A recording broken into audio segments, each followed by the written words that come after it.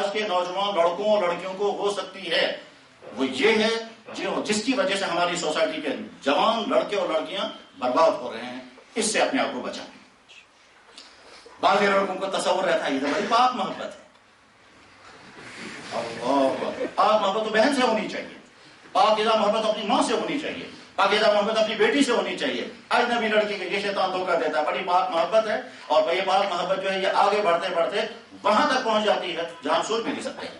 میں وہ ساری باتیں یہاں نہیں کہنا چاہتا. مسجد ہے, ممبر کے پاس بیٹھے ہوئے ہیں, لیکن یہ پاک محبت میں شیطان پھنسا کر کے پھر ایک ایک قدم آگے پہنچاتے پہنچاتے وہاں تک پہنچاتا ہے کہ بعد میں لڑکا کہتا ہے اس کے بغیر میں تیرے بغیر جی نہیں سکتا, اور لڑکی کہتی میں تمہارے بغیر جی نہیں سکتی. جیتے دونوں نے, مگر کہتے ہیں میں تمہارے بغیر جی نہیں پاؤں گا اور میں تم پر قربان ہو جاؤں گا, اور وہ کہتے ہیں میں تم پر قربان کوئی کسی پر نہیں ہوتا ہے. یہ سب شیطانی دھوکے ہوتے ہیں. اور اس میں بعض دفعہ ایسے ایسے تگڑم انسان کھیلتا ہے کہ چلو صاحب ہم کہیں کورٹ میں جائیں گے, وہاں پہلے سائن کر کے رکھیں گے. ہم کہیں آستان شریف میں پہنچیں گے, وہاں جا کر کے وعدہ کریں گے. یہاں ہی سری نگر شہر کے لڑکا اور لڑکی جموں میں تھے اور میڈیکل پڑھ رہے تھے, اور میڈیکل پڑھتے ہوئے وہاں انہوں نے جب آپ میں تعلقات جوڑے تو ان کو بیچاروں میں شاید وہیں کہیں آسمان نظر نہیں آیا تو مندر میں گئے, اور مندر میں جا کر کے انہوں نے کہا تیرا خون میرا خون ملانا جائے گا, تو مجھے دھوکہ نہیں دینا, میں تجھے دھوکہ نہیں دوں گی. ان چکروں میں شیطان پھنسا دیتا ہے. میرے نوجوان بھائیوں, آپ ذہن میں بٹھا کر کے رکھیں ان خرابیوں کو سن کر کے ہم اپنی جوانی کو, چاہے لڑکے ہوں چاہے لڑکیاں ہوں, اس مصیبت میں نہیں پھنسنے دیں. انشاءاللہ یہ ارادہ کر کے یہاں سے اٹھیں. یا اللہ میں آپ کے سامنے طے کر کے اٹھتا ہوں, اگر میں نے اب تک اپنی جوانی کو بچایا ہے بہت شکر ہے, آپ نے ہمت دی, میں نے ارادہ کیا, میں نے اپنے آپ کو بچا کر کے چلایا. آئندہ بھی میں اسی ارادے پر رہوں گا, اور زیادہ مضبوط رہیں کہ ہاں آگے چل کر کے اور مجھے چیلنج آئیں گے اور میرا پیچھا ہو سکتا ہے. میرے دل میں خیال آئے گا میں اس کو پھنساؤں گا کسی نہ کسی طرح سے, اس کے دل میں خیال آئے گا میں اس کا پیچھا کروں گی. لڑکا خوبصورت ہوتا ہے تو ہو سکتا ہے کوئی لڑکی پیچھے ہو, لڑکیاں خوبصورت ہوتی جی جاتا ہے. اور یہ وہ عمر ہے کہ جس میں اپنے ماں باپ سے بات کرنے میں اتنا مزہ نہیں آتا ہے جتنی اجنبی لڑکیوں کے ساتھ بات کرنے میں مزہ. ان کو لڑکوں کے ساتھ بات کرنے میں مزہ آتا ہے ان کو ان کے ساتھ ان کے بارے میں سوچنا, ایسے ہی منظر دیکھنا, ایسے ہی چلنے دیکھنا جس میں یہ لو قصے ہوں گے, وہ دیکھنے میں مزہ آنے لگتا ہے. اندر سے دل کہتا ہے یہاں تو کوئی نہیں ہے, فی الحال دیکھو. کہتے ہیں صاحب فیس بک میں کیا دیکھتے ہیں, کہتے ہیں میں بہت اچھے پروگرام دیتا ہوں. اسی اچھے پروگرام کو دیکھتے دیکھتے بیچ میں کہیں اور بھی پہنچ جاتے ہیں, اور وہ اور پہنچتے ہیں, پھر وہ کہتے ہیں اچھا تھوڑا سا ایک اور دیکھوں گا, اچھا تھوڑا سا ایک اور دیکھوں گا, پھر اس کو بھی کلک کر کے دیکھوں گی ادھر کیا ہے. اور ہوتے ہوتے پھر وہ منظر دیتا ہے تو اندر شیطان کہتا ہے دیکھتا رہ تو, اندر سے تجھے بھی اگا دوں گا, تجھے یہی کروں گا.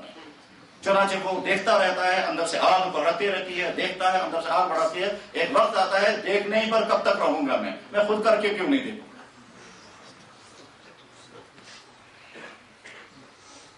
تو پہلی بات, آج کے زمانے کی خرابیوں میں سے ایک خرابی یہ ہے کہ اس وقت کے مسلمان غلام ہیں. جسمانی غلامی تو ہوتی وہ الگ چیز ہے, ذہنی غلام. ذہنی غلاموں کا حال یہ ہوتا ہے ان کی اپنی کوئی سوچ نہیں, ان کی عقل بھی کام نہیں کرتی ہے, وہ کسی اور کے غلام ہے. جناب آپ جو کہیں گے وہی ہم کریں گے, جو کپڑے آپ بتائیں گے ہم وہی پہنیں گے. اگر ہم وہ کپڑے ہم نہیں پہنیں گے تو ہم بیکورڈ ہو جائیں گے. ٹھیک, آپ نے کہا زین ہم تیار, آپ نے کہا کیبری ہم اس کے لیے بھی تیار. آپ کو کل کو کہیں گے پاجامہ ہی نکال دو ہم اس کے لیے بھی تیار. آپ کل کو کہیں گے ننگے پھرو ہم اس کے لیے بھی تیار. آپ نے کل کو لڑکوں کا لڑکیوں کا ایک ہی لباس کر دیا ہم اس کے لیے تیار. کیونکہ اگر نہیں رہیں گے ہم تو غلام ہیں, جو آپ سنائیں گے ہمیں ہم اس کے پیچھے چلیں گے, چاہے ہمارا موسم اس کا ساتھ دے یا نہ دے, چاہے سردیوں میں ٹھٹر رہے ہوں, مگر نہیں, ہم تو ان کے غلام ہیں. جو وہ جائیں گے وہی. ہم تو یورپ کے غلام ہیں, یورپین کلچر کے غلام ہیں.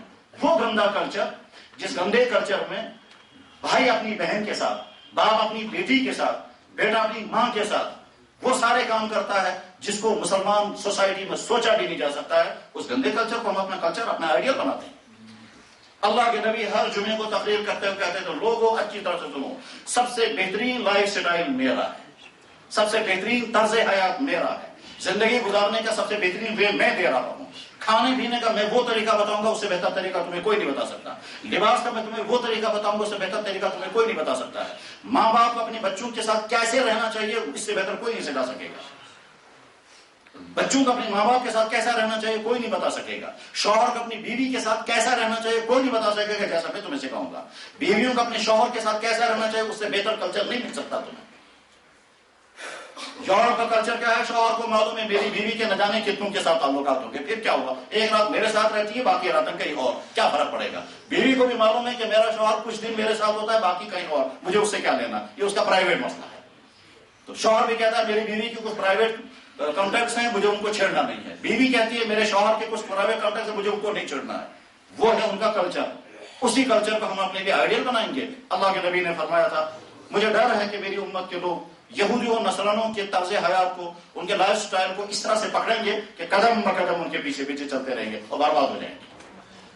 تو ہم ذہنی غلام ہیں اس وقت کہ صاحب ہمارا اپنا کوئی کلچر نہیں، ہماری اپنی کوئی تہذیب نہیں، ہمارا کوئی لائف سٹائل نہیں، ہم تو جو وہ بتائیں گے کل وہی پہنیں گے۔ صاحب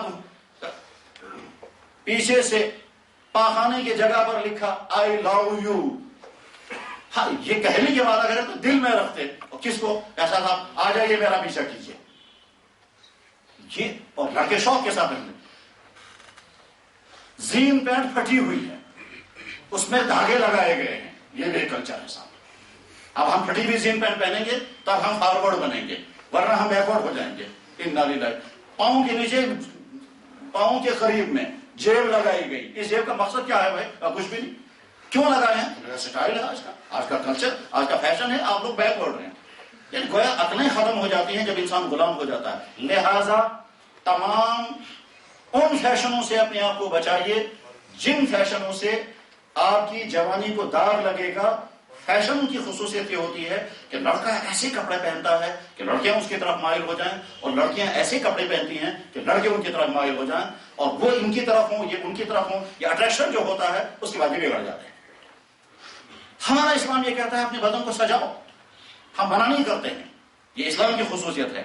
باقی مذہب جو ہیں وہ کہتے ہیں سادھو بنو، وہ کہتے ہیں پادری بنو، عورت کو ٹچ بھی نہیں کرنا، وہ بن پائیں گے بعد یا نہیں بن پاتے ہیں۔ تو سادھوازم اسلام میں نہیں ہے، پادریزم اسلام میں نہیں ہے۔ اسلام کہتا ہے کھاؤ بھی اچھی طرح سے، کپڑے بھی پہنو اچھی طرح سے، مگر سٹائل اپنا بچا کر کے رکھنا۔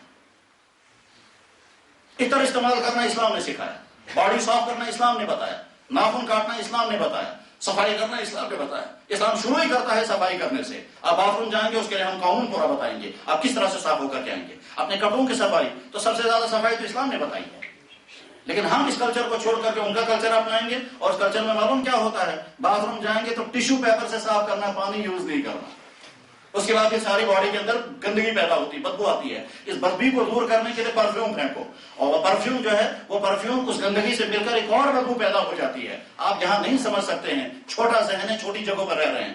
یورپ کے بڑے بڑے مہذب لوگوں کی باڈی کے اندر بدبو آتی ہے، اور بدبو وجہ اس کی یہ ہے ان کے یہاں استنجا کرنا ہے ہی نہیں، وہ تو پیشاب پاخانہ کریں گے، اس کے بعد ٹب میں جا کے بیٹھیں گے، اور ٹب میں جا کے بیٹھیں گے اسی کو منہ میں پانی ڈالتے ہیں، اور اس کے بعد منہ ڈال۔ ہمارے صاحب لوگ بھی کہتے ہیں ہم بھی ٹب میں نہ آتے ہیں۔ یہ ہے وہ غلامی کی ذہنیت۔ ہمارا دین تو صفائی سکھاتا ہے، وہ تو کہتا ہے پیشاب کے قطرے سے بھی اپنے آپ کو بچاؤ، کیونکہ اس میں انفیکشن ہے، اس میں ایسڈز ہیں، اس میں نہ جانے کیا کیا نقصان پہنچانے والی چیزیں ہیں۔ تو گندے کلچر سے اپنے آپ کو بچائیں۔ لڑکیاں ایسا ٹائٹ لباس جس کی وجہ سے آپ زیادہ سے زیادہ خوبصورت لگیں، تھوڑی دیر کے لیے آپ کو خوشی ہوگی، مگر جب لڑکے آپ کا پیچھا کرنے لگیں گے تو آپ نے تو یہیں سے کہا میرا پیچھا کرو، کیونکہ آپ کپڑے ایسے پہن رہی ہیں، آپ اسی طرح سے کریم پاؤڈر لگا رہی ہیں، آپ اسی طرح سے اپنے بھوؤں کو صاف کر رہی ہیں، تو گویا آپ اپنی باڈی کو استعمال کرنا چاہتی ہیں۔ صاحب نے کہتے ہیں میں چھوڑ چھوڑنے کو، آپ زبان سے تو کہہ رہے ہیں مجھے کوئی نہیں چھڑنا چاہیے، ادھر سے آپ کا رویہ ایسا ہے کہ لڑکے آپ کا پیچھا کریں، لڑکے کا پیچھا کریں۔ یہاں تو یہاں تک نوبت آئی کہ لڑکیاں جو ہے وہ سر کے ساتھ پھنسی ہوئی ہیں، لڑکیاں ایوارشن کراتی ہیں بعد میں، کہاں صاحب؟ کہہ لگا سر کے ساتھ۔ ایسے لباس جن لباسوں کی وجہ سے مرد آپ کا پیچھا کرنے لگے، مجبور ہو جائیں، وہ لباس جرم ہے، اور وہ جرم یہ بات ذہن میں ہمیشہ رکھنی چاہیے۔ ہمارا اسلام جن چیزوں کو حرام کرتا ہے ان چیزوں میں اسلام کا اپنا کوئی فائدہ نہیں ہے۔ اللہ کو کیا نقصان ہوگا؟ سارے شراب پیئیں گے، اللہ تعالیٰ کو کیا نقصان ہوگا؟ ساری بدکاریاں کریں گے، اللہ کا کوئی نقصان نہیں۔ لیکن جن چیزوں کو اسلام نے حرام کیا ہے وہ اس میں انسانوں کا فائدہ ہوتا ہے۔ دیکھو تمہارے ڈرگس کو حرام کیا گیا، ہمارا کوئی نقصان نہیں، تمہارا نقصان ہوگا، تمہاری عقلیں خراب ہو جائیں گی، تمہاری جوانی برباد ہو جائے گی، تم کو بری عادتیں لگ جائیں گی، تم کو غلط پیسوں کا خرچہ کرنا پڑے گا، اور اس کے بعد پھر تم کسی قابل نہیں رہو گے۔ لڑکا لڑکا ہے نامرد ہو جاتا ہے، لڑکیاں پھنس جاتی ہیں، اس کے بعد کنٹرول اپنے آپ کو نہیں کر پاتی ہیں۔ تو اگر ڈرگس کو حرام کیا، اگر غلط فیشن کو حرام کیا، اگر افیئرس کو حرام کیا، اگر گندے کلچر میں جانے کو حرام کیا، اس میں انسانوں کا فائدہ ہے۔ وہ چاہے ہم کو لگے یا نہ لگے، مگر ہوتا ہے انسانوں کا فائدہ۔ اگر کوئی آدمی بیمار ہو جائے اور ڈاکٹر نے کہا کہ صاحب آپ کو ایڈمٹ ہونا ہے، اور ایڈمٹ کرنے کے بعد پھر کہا نہیں صاحب آپ کو تو انٹینسو کیئر میں جانا پڑے گا، پہنچ گئے انٹینسو کیئر میں، کہا یہ کپڑے کھولنے پڑیں گے کہ جی ہاں آپ کو وہاں خطر کے کپڑے پہننے پڑیں گے، جی ہاں تو بہت لوز کپڑے پہننے ہیں، چلو جی تیار ہوں اس کے لیے، آپ کو کھانا پینا بند کرنا پڑے گا، جناب اس کے لیے میں تیار ہوں۔ وہاں تو ڈاکٹر کو بھی وہی کپڑے پہناتے ہیں، کوئی نہیں کہتا جناب یہ بھوت بن کر آپ کیا سامنے آ رہے ہیں، نہیں، وہاں تو نرسوں کو بھی وہی کپڑے پہنائیں گے، وہاں ڈاکٹروں کو بھی وہی، پیشنٹوں کو بھی وہی، کیونکہ سب انٹینسو کیئر ہے، وہاں انفیکشن نہیں، وہاں بغیر جوتوں کی جانا پڑے گا۔ کوئی نہیں کہے گا یہ آپ ہم کو بیکورڈ بنا رہے ہیں، انٹینسو کیئر میں کیا کپڑے پہنوا رہے ہیں، بس ٹھیک اسی طرح سے یہ دنیا انٹینسو کیئر ہے۔ اس میں اللہ تعالیٰ شانو کہتے ہیں کچھ چیزیں تمہیں دور رہنا ہوگا، ان سے تم کو انفیکشن ہو جائے گا، اور کچھ چیزیں تمہیں ضرور کرنی پڑیں گی۔ یہ دنیا جو ہے وہی انٹینسو کیئر ہے اسلام کے نظر میں، اور اس انٹینسو کیئر میں جو پابندیاں لگتی ہیں اس کا انسان ہی کو فائدہ ہوتا ہے۔ تو اسلام نے جن چیزوں کو حرام کیا ہے ان چیزوں کا نفع انسانوں ہی کو ہے۔ اس لیے میرے نوجوان بھائیوں اور نوجوان بہنوں، اپنی جوانی کو قیمتی ہیرا سمجھ کر، ڈائمنڈ سمجھ کر اس کی حفاظت کریں۔ غلط ہیئر سے اپنے آپ کو بچائیں، غلط فیشنوں سے اپنے آپ کو بچائیں، ان کپڑوں سے اپنے آپ کو بچائیں جن کپڑوں پر اللہ کی لعنت آتی ہے۔ فرمایا جناب رسول اکرم صلی اللہ علیہ وسلم نے، لعنت ان مردوں پر جو مرد عورتوں جیسے لباس پہنے، لڑکے بالیاں لگا رہے ہیں، لڑکے ریبن لگا رہے ہیں، ہاتھوں میں گلے میں چین لٹکا رہے ہیں۔ چین لٹکانا عورتوں کے لیے ہے، ریبن بالیاں عورتوں کے لیے ہیں، کڑے جو ہیں وہ عورتوں کے لیے ہیں، لیکن لڑکوں کو اگر ہاتھوں میں کڑے لگا، ایک دفعہ ایک لڑکے سے میں نے پوچھا یہ کڑا کیوں لگا ہے، کہا لگا جی اس میں آیت الکرسی ہے۔ آیت الکرسی ہے مگر کڑا تو ناجائز ہے۔ آیت الکرسی یاد کرنے کی چیز ہے، آیت الکرسی سمجھنے کی چیز ہے، جس میں اللہ تعالیٰ فرماتا ہے میں دائیں اور بائیں تمہاری نگرانی کر رہا ہوں، وہ تو مجھے قبول نہیں، آیت الکرسی لکھ کر رکھوں گا یہاں کڑے، اس آیت الکرسی سے تو اور پھنس جائیں گے آپ۔